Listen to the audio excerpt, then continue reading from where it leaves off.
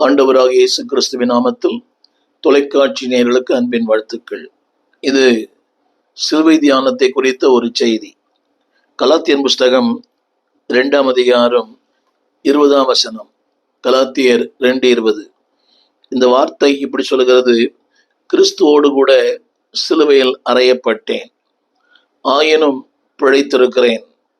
இனி நான் அல்ல, கிறிஸ்துவே எனக்குள் பிழைத்திருக்கிறார். இது பலமுறை படித்த வசனம்தான், கேட்ட வசனம்தான், பல தேவ மனிதர்களால் அது பேசப்பட்ட ஒரு வசனம்தான். ஆனால் இந்த நாளின் செய்தி என்னவென்றால், கிறிஸ்துவோடு கூட சிலுவையில் அறையப்பட்டிருக்கிறேன். இதெல்லாம் சிலுவையில் அறையப்பட வேண்டும் என்பதுதான் இந்த நாளின் செய்தி. எவையெல்லாம் இங்கே சொல்லப்பட்டிருக்கிற ஒரு வார்த்தை, மாமிசத்தில் பிழைத்திருக்கிறேன். அப்படியானால் என் மாமிசத்தில் நான் அறையப்பட்டிருக்கிறேன். அறையப்பட்டால் ஒழிய பிழைத்திருக்க முடியாது. அதாவது பிழைத்திருப்பது என்பது வேறு. அவர் சொல்கிற வார்த்தை இரண்டு எதிர்மறையான வார்த்தை. அறையப்பட்டேன், பிழைத்திருக்கிறேன். இது எப்படி சாத்தியம்? அதாவது I lost but I got. அறையப்பட்டிருக்கிறேன், ஆனாலும் பிழைத்திருக்கிறேன். அது அறையப்பட்டது என்பது இழப்பல்ல, அது ஒரு ஏமாற்றம் அல்ல, அது மிகப்பெரிய ஒரு வாய்ப்பு. ரொம்ப பேருக்கு இன்னைக்கு இன்னும் அறையப்படாமலே சபைக்கு வருகிற மக்கள் ஏராளம். எதுவுமே அந்த அறையப்படவில்லை.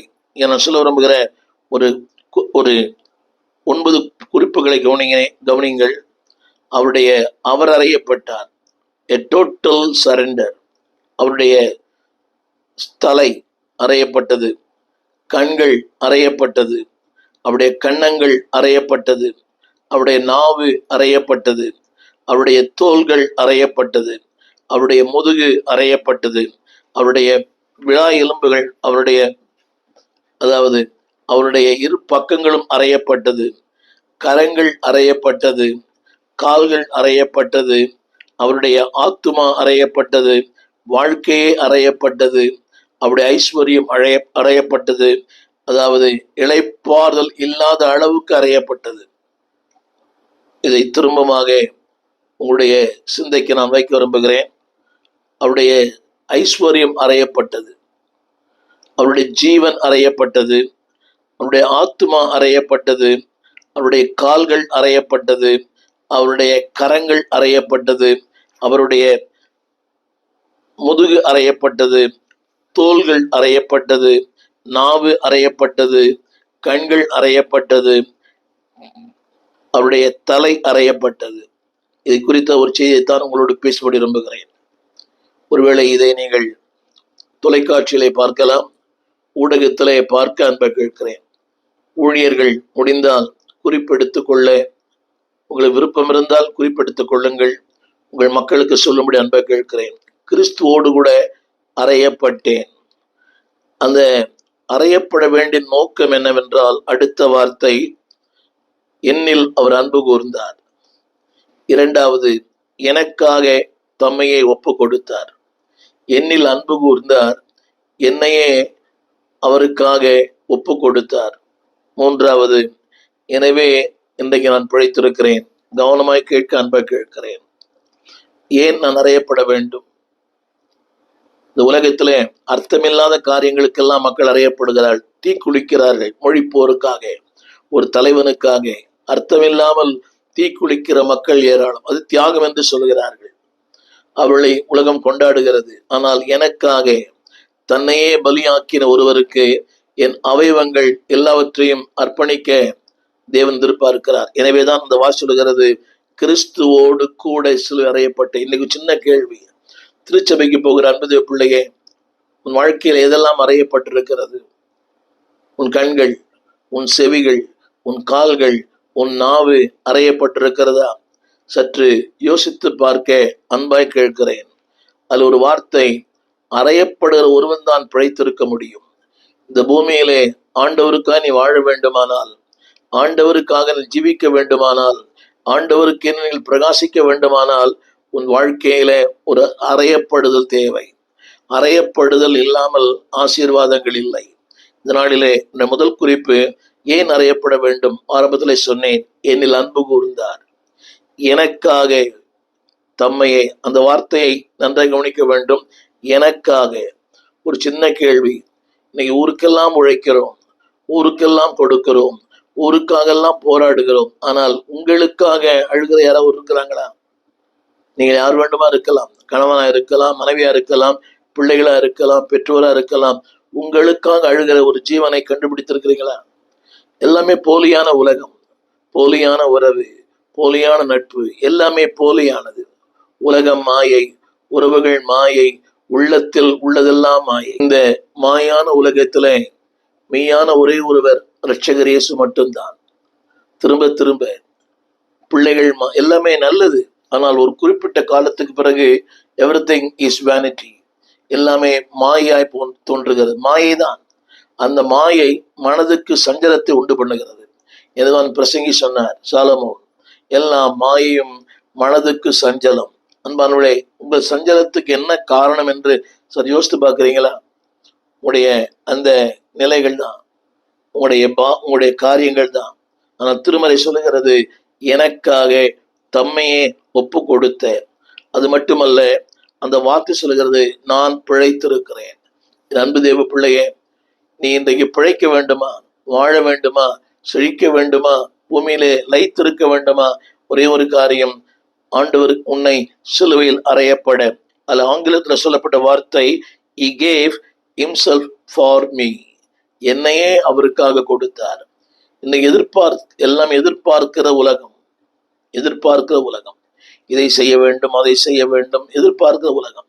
அந்த எதிர்பார்ப்புக்கு நீங்கள் ஒத்து வராவிட்டால் உங்களை கொலை செய்யும் துணிவார்கள். இதான் உலகம்.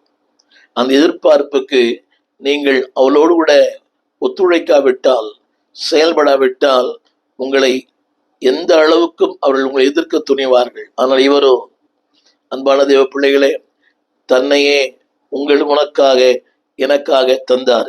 முதல் குறிப்பு என்னவென்றால், அந்த வசனம் சொல்கிறது, யோவான் 19:2, அவருடைய சிரசை உனக்காய் தந்தார். நன்றாக அவருடைய தலை. யோவான் 19:2, போர் சேவகர்கள் முள்ளுகளினால் உள்ள ஒரு முடியை பின்னி முள்ளுகள் அவர் சிரசு மேல் வைத்தார்கள், சிவப்பான ஒரு அங்கியை அவருக்கு உடுத்தினார்கள். இதனால் சொல்லப்பட்ட வார்த்தை அதாவது முட்கள். இன்னைக்கு எல்லாருடைய வாழ்க்கையில முட்கள் இருக்கிறது. முட்கள் இல்லாத மனிதர்களே இல்லை. கணவன் ஒரு முள், மனைவி ஒரு முள், பிள்ளைகள் ஒரு முள், உறவுகள் எல்லாம் ஒரு முட்கள் தான். ஊழியத்திலும் கூட ஊழியர்களுக்கு அநேக முட்கள் உண்டு. எல்லா ஊழியர்களுக்குமே முட்கள் இருக்கிறது. உள்ளான முட்கள், வெளியான முட்கள், காணப்படுகிற முட்கள், காணக்கூடாத முட்கள், சொல்லக்கூடிய முட்கள், சொல்லக்கூடாத. என் குமாரத்தி முட்களுக்குள்ளே. அப்படினால் முள்ளுகள் இல்லாத வாழ்க்கையே இல்லை. Every life there is a thorn. எல்லாருக்கும் உண்டு. பவுல் சொல்கிறான், சரியத்திலே எனக்கு ஒரு முள் கொடுக்கப்பட்டிருக்கிறது. எல்லாருடைய வாழ்க்கையில ஒருவேளை நீங்கள் அனுபவசாலியா இருக்கலாம், நீங்கள் இவெல்லாம் அறிந்துள்ளா இருக்கலாம், நீண்ட கால ஊழிய அனுபவங்கள் இருக்கலாம். ஆனாலும் எல்லாருடைய வாழ்க்கையில அனுபவங்கள், இந்த முட்கள் உண்டு. நான் ஒரு ஊழியரோடு கூட 16 ஆண்டுகள் அவரோடு பயணித்திருக்கிறேன். ஒரு மாபெரும் தேவ மனிதர், பல சபைகளை உருவாக்கினவர், பல ஊழியர்களை உருவாக்கினவர். A champion is a coacher for the champion. திரும்ப சொல்கிறேன், is the coacher for the champion. அநேக வீரர்களை, இன்னைக்கு இருக்கிற பிரபலங்களை உருவாக்கின ஒரு ஊழியர் அவர். அப்படிப்பட்ட ஊழியருக்கு ஏராளமான முட்கள் இருந்தது. என்னை கேட்டுக்கொண்டிருக்கிற அன்பு தேவ பிள்ளையே, அந்த வசனம் சொல்லப்பட்டிருக்கிறது, அவர் தலையிலே அவருடைய சிரசை உனக்காக தந்தார். அந்த வாசி சொல்லுகிறேன், அவர் சிரசை உனக்காய் தந்தார். சொல்றாங்களே, உனக்காக தலையே கொடுப்பேன், அது ஒரு பொய்யான வார்த்தை. ஆனா அவர் தலையே எனக்காக தந்தார். இன்னைக்கு தலை கொடுப்பான் தம்பி, அதெல்லாம் ஒரு வசனங்கள். அதனால உண்மையா கொடுப்பாங்களான்னு தெரியாது. கணவன் மனைவிக்காய் கொடுக்க முடியாது, மனைவி கணவனுக்காய் கொடுக்க முடியாது, பிள்ளைகள் பெற்றோருக்கு கொடுக்க முடியாது. நான் கடந்து வந்த பாதை சொல்லுகிறேன். எல்லாமே ஒரு போலியான வார்த்தைகள், போலியான வாக்கு தத்தங்கள். ஆனால் இவர் அவருடைய சிரசை, ஆங்கிலத்தில் ஹெட், அவருடைய தலையை எனக்காய் தந்தார். இவர்தான் எனக்காக தலையை கொடுக்கிறவர்.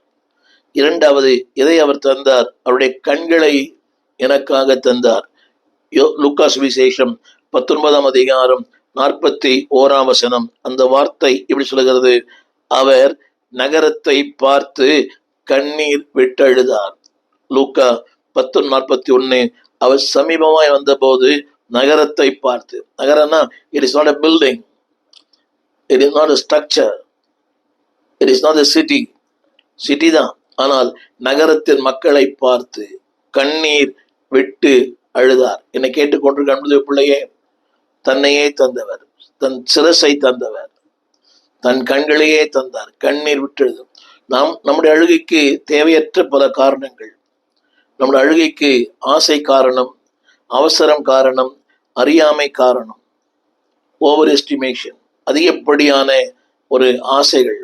நம்முடைய பல கண்ணீருக்கு நாம் தான் காரணம். ஆனால் இவர் உங்களை பார்த்து, என்னை பார்த்து, கலங்கி தவிக்கிற உன்னை பார்த்து அவர் கண்ணீர் விடுகிறார்.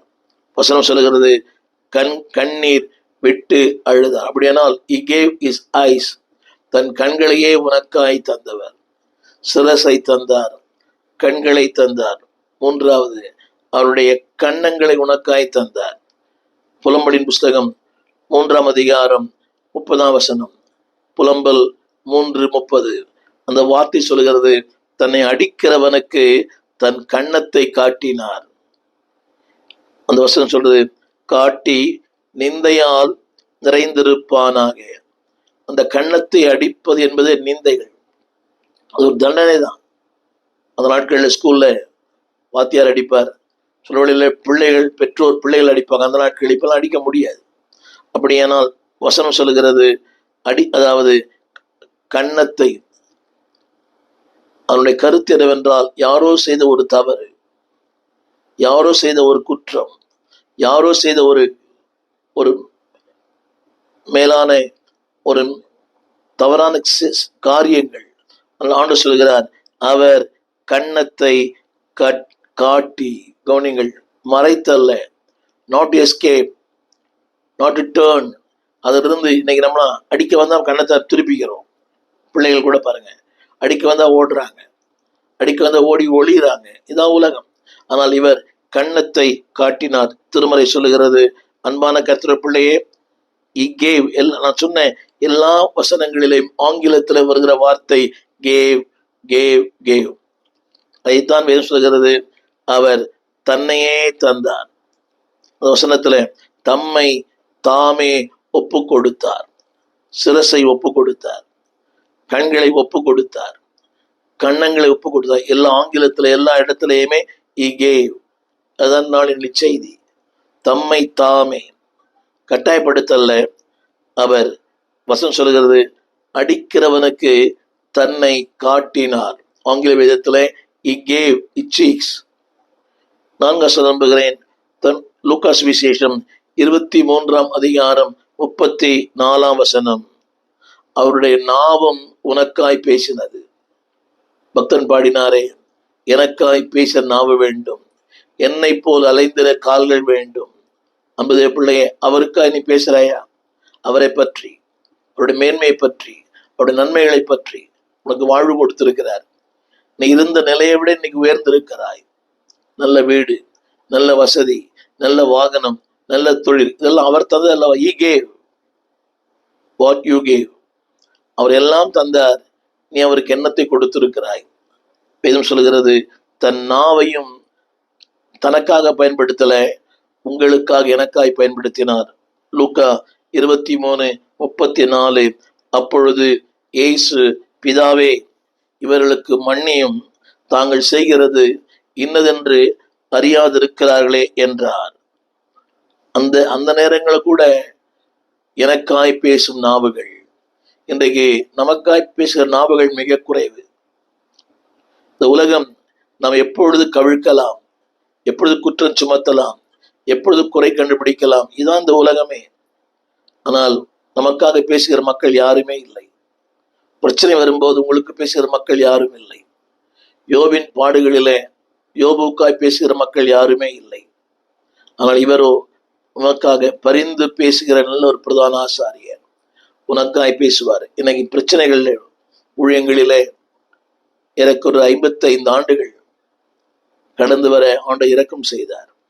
நமக்காய் பேசுகிற மக்கள் மிக குறை. ஒரு நாள் பேசுவாங்க, அவர்களும் விளை போவார்கள். ஒரு காலத்துல பேசுவார்கள். எத்தனையோ மக்கள் பேசியிருக்கிறார்கள். உங்களைப் போல ஆட்கள் இல்லை, உங்களைப் போல பிரசங்கியார் இல்லை, உங்களைப் போல மனிதர்கள் இல்லை. உலகம் பேசும்.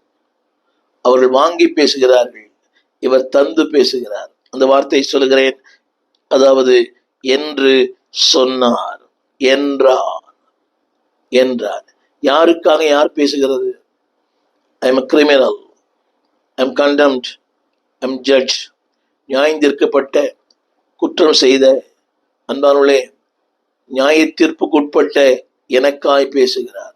என் அன்பு தேவ பிள்ளையே, ஆண்டவருக்காக எனக்கு பேசியிருக்கிறீங்களா? நண்பரிடத்துல, உங்கள் உறவுகளிடத்துல பேசியிருக்கிறீங்களா? இன்னைக்கு ஓடி ஓடி ஊழியம் பண்ணுகிறோம். வட இந்தியாவுக்கு ஊழியம், அங்கே ஊழியம், இங்கே ஊழியம். உண்மைதான். உங்கள் சொந்த வீட்டுல ஆண்டவரை பற்றி பேசுறீங்களா? உங்களுடைய உறவுகளிலே, உங்கள் நண்பர்களிலே, அலுவலகத்துல, அதற்கு ஒரு வெட்கம். அது அவங்க மத பிரச்சாரம் பண்றாங்க என்பது அல்ல. அது உலகம் என்னைக்கும் சொல்லிக் கொண்டுதான் இருக்கும். ஆனால் அவருடைய அந்த வேதனையில், அவருடைய கண்ணீரில், அவருடைய இலக்கரிப்பில், அன்பான இந்த அலுவலக வங்கிகளை பணிபுரிகிற எல்லாருமே டிப்டாப்பா தான் இருக்கிறாங்க. ஐடியில் பணிபுரிகிற ஆண்களும் பெண்களும், அதாவது நல்ல தோற்றம், நல்ல உடை. ஆனால் அவரோடு பேசும்போது 1000 வேதனைகள், 1000 கவலைகள், உறவுகளிலே பிரச்சனை, குடும்பங்களிலே பிரச்சனை, வாழ்க்கையிலே பிரச்சனை. நல்ல உத்தியோகம்தான். அவங்களுடைய உடை அலங்காரம் பார்க்கும்போது எல்லாம் ரொம்ப நீட்டா இருக்கும். டை என்ன, அவங்களுடைய ட்ரெஸ் என்ன, எவ்ரிதிங் இஸ் எக்ஸலண்ட். ஆனால் உள்ளே போய் பார்க்கும்போது 1000 பிரச்சனைகள், சொல்ல முடியாத பிரச்சனைகள். உறவுகளிலே, கணவன் மனை உறவுகளிலே பிரச்சனை, ஏதோ ஒரு பிரச்சனை. நம்பிக்கை துரோகம் செய்த மனைவி, நம்பிக்கை துரோகம் செய்கிற கணவன், இதெல்லாம் இன்றைய நவீன உலகத்திலே மலிந்து விட்டது. அது எல்லா அடித்தட்டில் இருக்கிறது. கீழான அடித்தட்டுகள், நடுத்தர மக்கள், உயர்ந்த மக்கள், எல்லாரிடத்திலுமே அந்த நம்பிக்கை துரோகம் அதிகமா இருக்கிறதை நீங்கள் பார்க்கலாம்.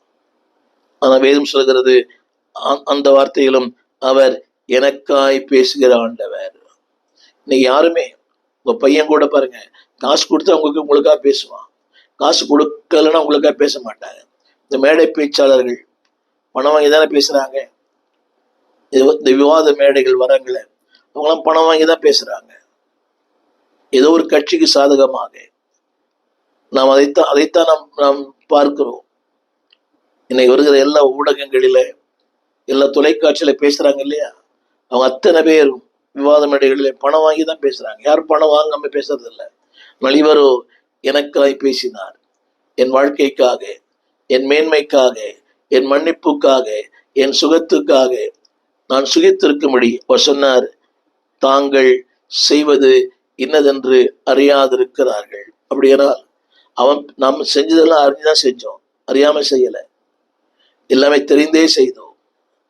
நாம் செய்வது தவறு, இந்த பேச்சு தவறு, இந்த வாழ்க்கை தவறு, என் செயல் தவறு, என் கணவனுக்கு நான் பண்ணுகிற துரோகம் தவறு. we know everything, but still அவர் சொல்லுகிறார், இன்னதென்று அறியாமல் எனக்காய் பரிந்து பேசுகிற ஆண்டவர், எனக்காய் வழக்காடும் ஆண்டவர். அந்த வசனம் சொல்லுகிறது, அறியாதிருந்தார்கள். சொன்னேன், சிரசை தந்தார், கண்களை தந்தார், கன்னங்களை தந்தார், நாவை தந்தார், அடுத்தபடியாக தன்னுடைய தோள்களை தந்தார். என்னை சுமக்கிற தோள்கள், என்னை தூக்கி தூக்கி சுமந்தீரே, என்னை தோல் மேல் வைத்து கொண்டாடுகிற ஒரு ஆண்டவர். ஆனால் அவர் வேதம் சொல்கிறது, அன்பானவர்களே, லூக்கா 15:5, அதை தன் தோல் மேல் போட்டு கொண்டு. நீ கேட்கலாம், இதுக்கும் சிலுவைக்கு என்ன சம்மதம்? அதுதான் உதாரணம், அதுதான் அடையாளம்.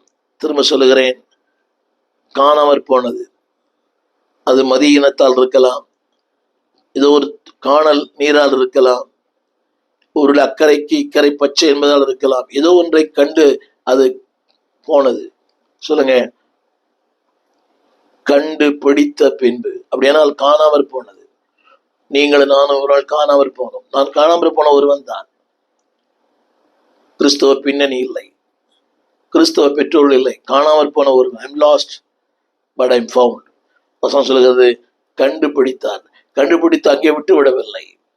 கண்டுபிடித்த அவர் தன் தோல் மேல் போட்டு கொண்டார். அதை கவனிக்க வேண்டும். ஒரு சின்ன கருத்து, அது எவ்வளவு வெயிட் இருக்கும். இந்த மேய்ப்பன் காடு மேடு ஓடி அலைந்து மெலிந்து போயிருப்பான். எத்தனை நாட்கள் தேடினாலும் காடு மேடு மலைகள் பள்ளத்தாக்கு, அதாவது அவனுடைய அந்த உருவத்தை விட அவனுடைய எடையை விட அந்த ஆட்டினுடைய அதிகமா இருக்கு. ஏன்னா இது மேய்ந்து இருந்தது. இங்க நல்ல மேய்ச்சல், அங்கெல்லாம் மேய்ந்து மேய்ந்து. சொல்லுகிறது தோள்கள் மேல் அதாவது உன் சுமை அவருக்கு லேசானது. உன் சுமை அவருக்கு அதாவது நான் சொன்னது போல நம்முடைய சுமைகளை சுமக்கிற மக்கள் மிக குறைவு. யூதா சொன்ன போது அவங்க சொன்னாங்க, பிரதான ஆசாரியர், அது உன் பாடு. உலகம் எப்படிதான் சொல்லுது, உன் பாடு, நீ பண்ண நீ அனுபவி. பெட்ரோல் செலவு உன் பாடு. கணவன் அது உன் பாடு. மனைவி சொல்கிற வார்த்தை உன் பாடு. உலகமே அதைத்தான் சொல்கிறது, உன் பாடு உன் பாடு உன் பாடு. ஆனால் இவர் உன் பாடுகளை தன் தோல் மேல் சுமக்கிற கர்த்தர். அவர் உங்களை விசாரிக்கிறபடியினாலே உடைய எல்லாவற்றையும் அவர் மேல் வைத்து விடுங்கள்.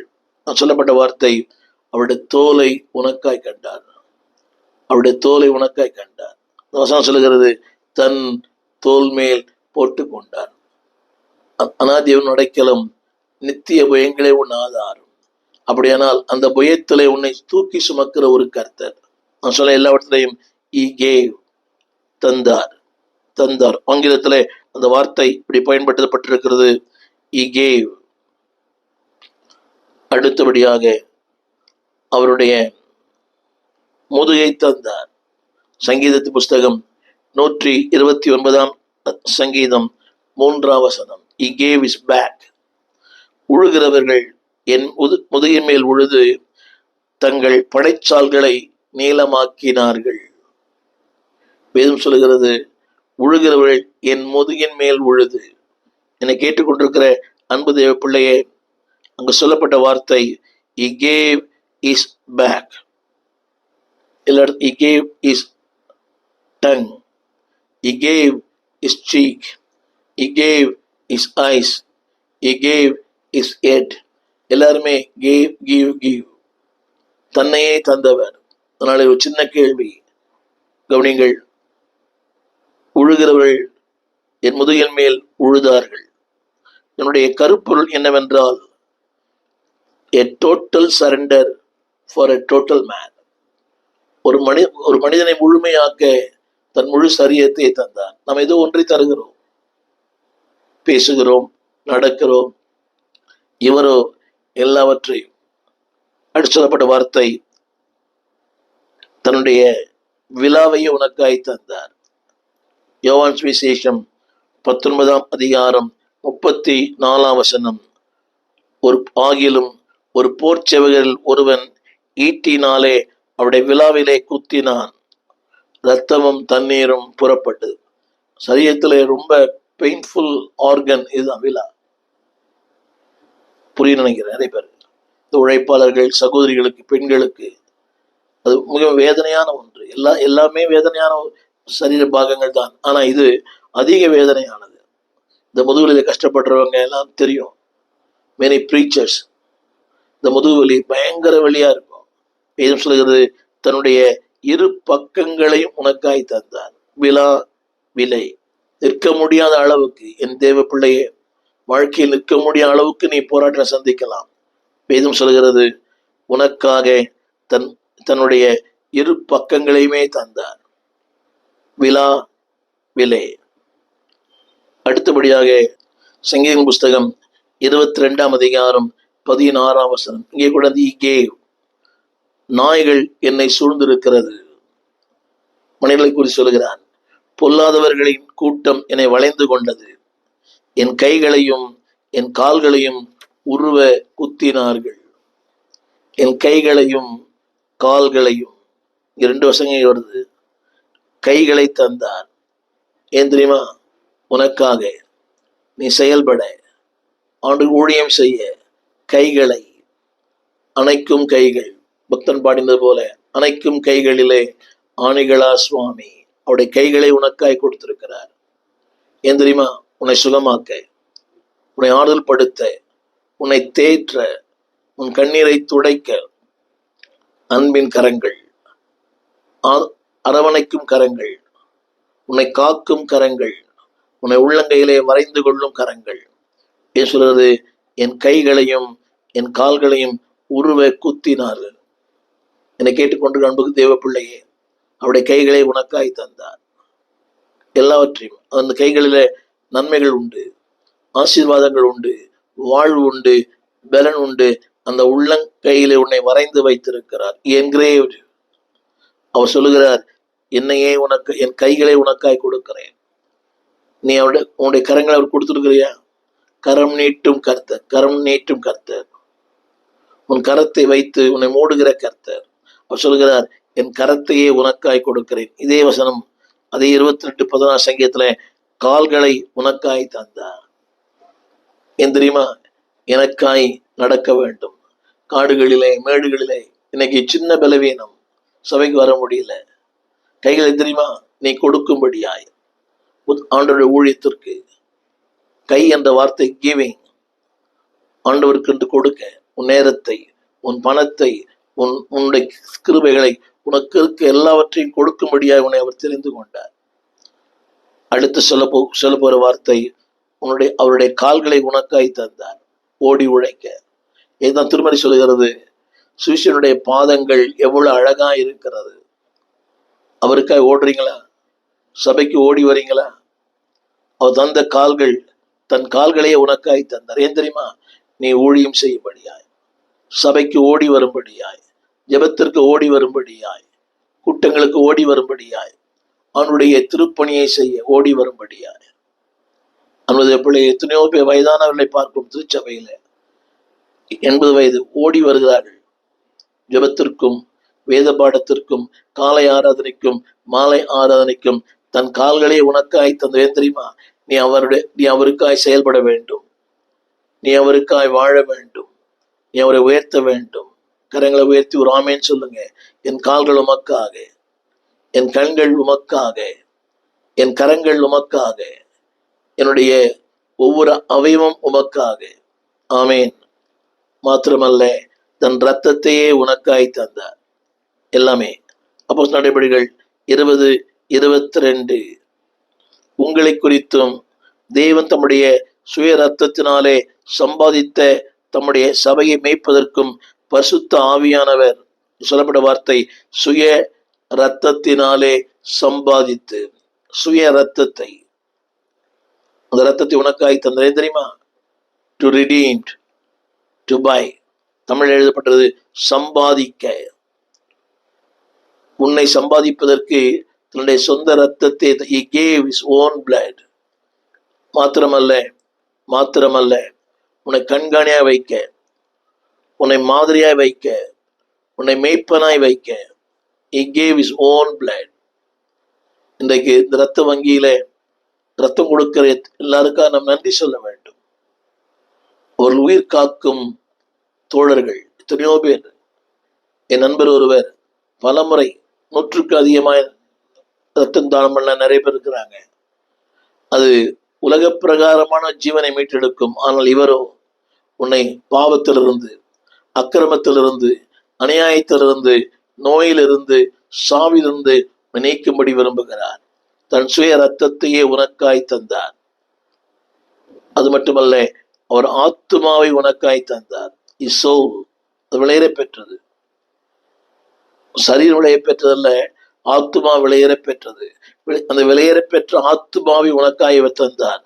ஏசாயா புஸ்தகம் 53:12 தம்முடைய ஆத்துமாவை மரணத்தில் ஊற்றினார். அக்கிரமக்காராய் ஒருவராய் எண்ணப்பட்டு, அவர் சொல்கிறது, அவர் ஊற்றினார்.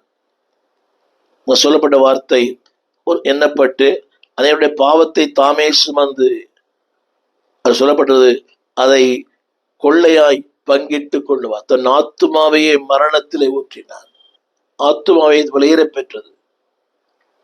அது தேவனுக்கு சொந்தமானது. தேவனிடத்துல போய் சேர வேண்டியது.